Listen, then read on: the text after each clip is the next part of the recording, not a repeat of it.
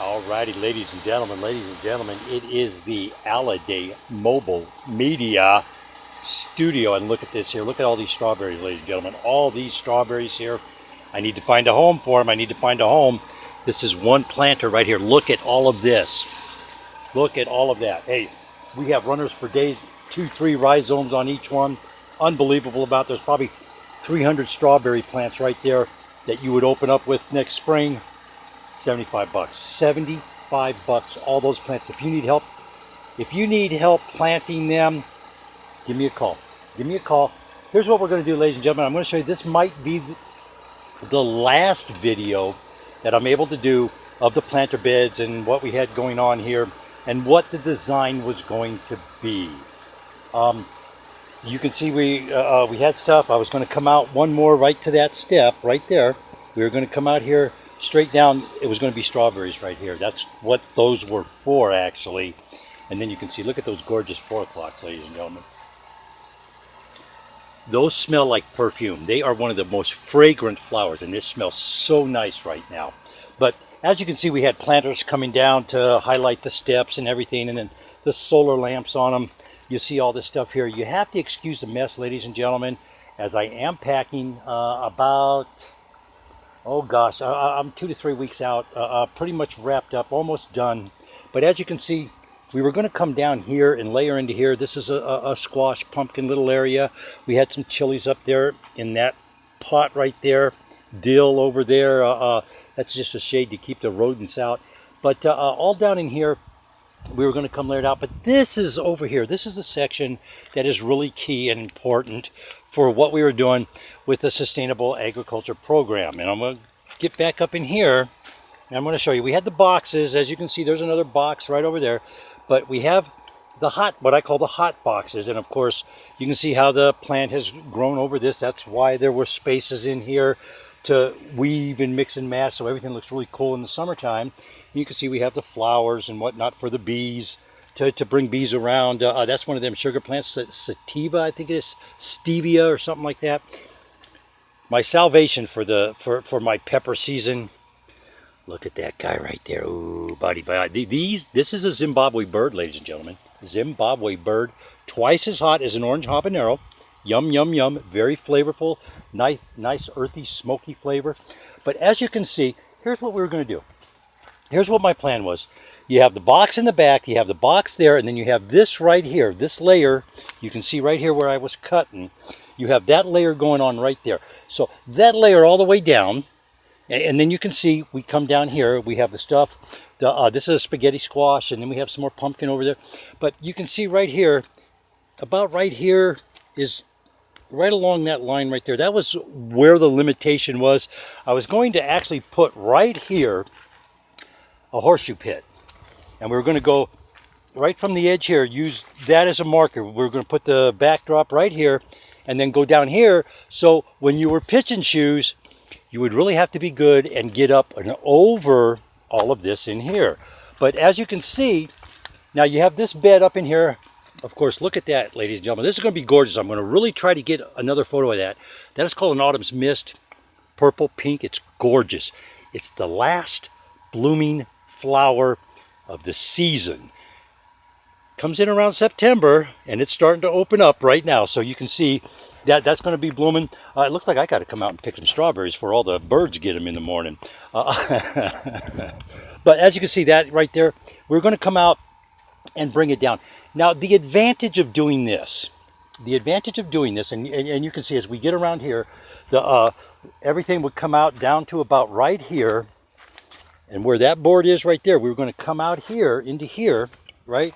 We're going to come out here, square it off, and come over here. And you can see right here, I started, just to show people, as I started trimming things up here, right here, that stuff there, that was going to compost in. And as you can see, the cilantro comes down. Next spring, this would be a cilantro bed right here with some basil. Another pumpkin. Check that pumpkin out right there, huh? Check that guy out right there.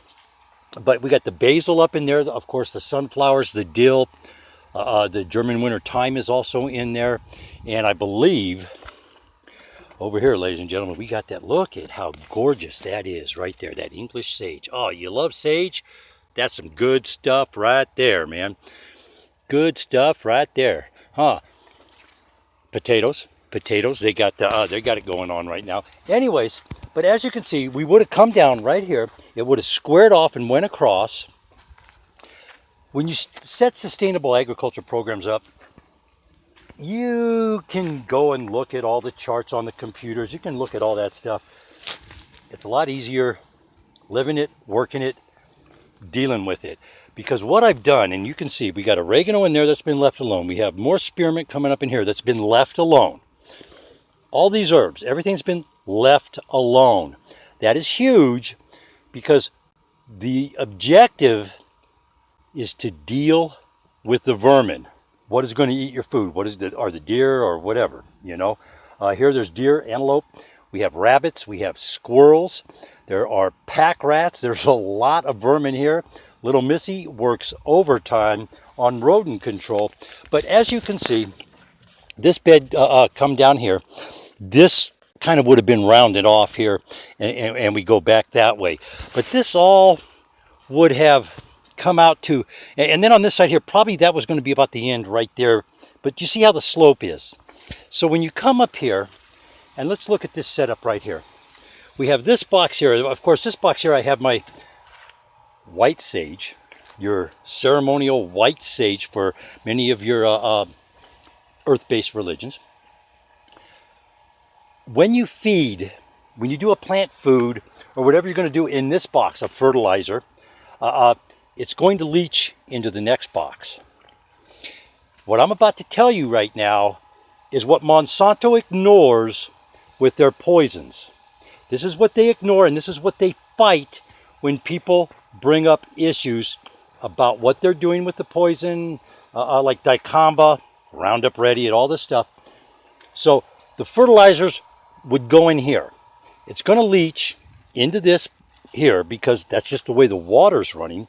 I've used a natural slope here. So you have it leaching in there. So I would only put maybe a third of any kind of fertilizer, food, plant food up in that area if I used anything, any kind of mulching or any type of anything to create energy for your plants. Down in here I put none because everything keeps running this way, and you can see as the slope goes down. But this is where this was going to get squared off, right in here. We'd come down over here, and then you have this going this way here. That's our planter beds, ladies and gentlemen. There's our planter beds. Let's back out and get a good look at this whole setup here. And you can see, and you can get the idea. That's your corner. You have that over there with French tarragon.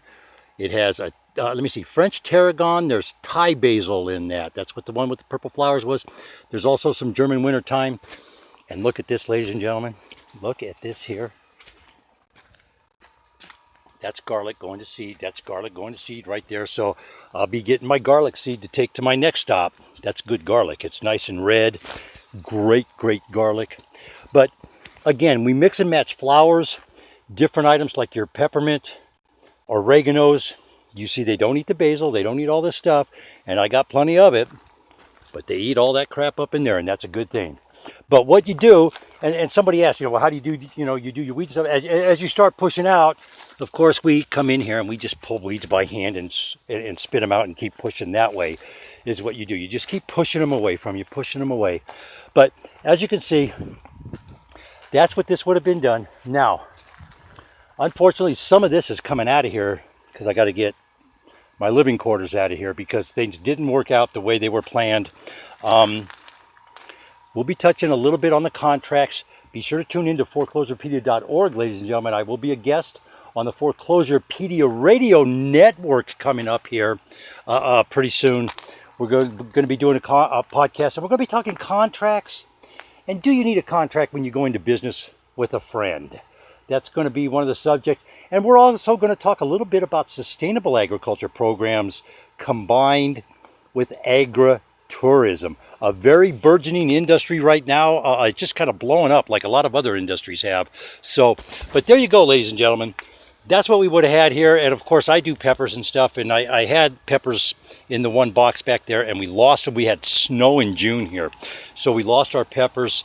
I'm really bummed. Pepper lovers, what do they say?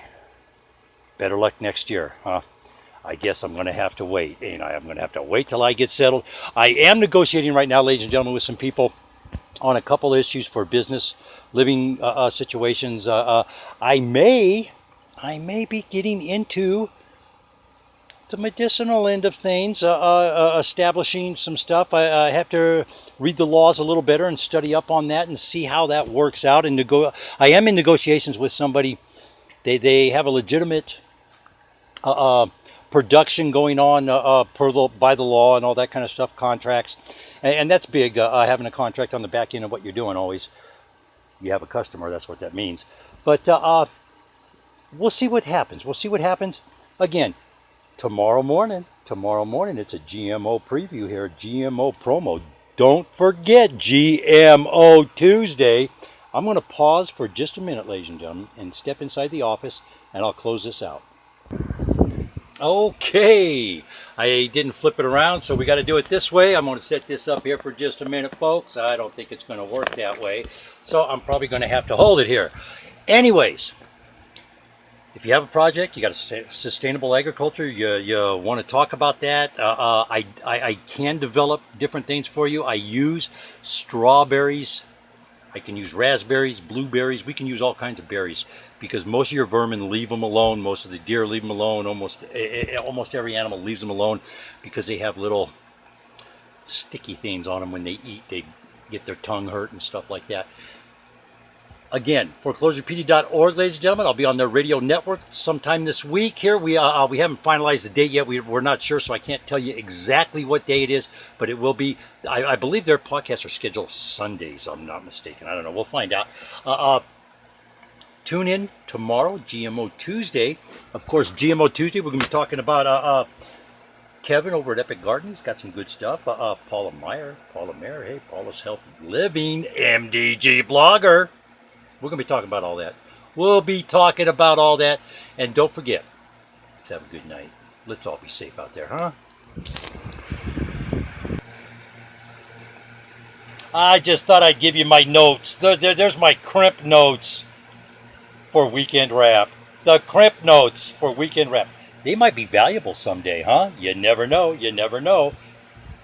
Notes blast from the past. Hey, ladies and gentlemen, again, tune in tomorrow, GMO Tuesday. GMO Tuesday. We're going to be talking about a lot of stuff. I got to start preparing for the show tomorrow. And don't forget, tune in this week. We'll be talking property preservation, contracts, and the HUD issue. We're going to talk about this HUD issue and the reimbursement on debris fees. We'll have it all together by then. Let's keep our fingers crossed, Preservation Thursday. But for tonight, ladies and gentlemen, hey, let's have a great night. Let's all be safe out there, huh?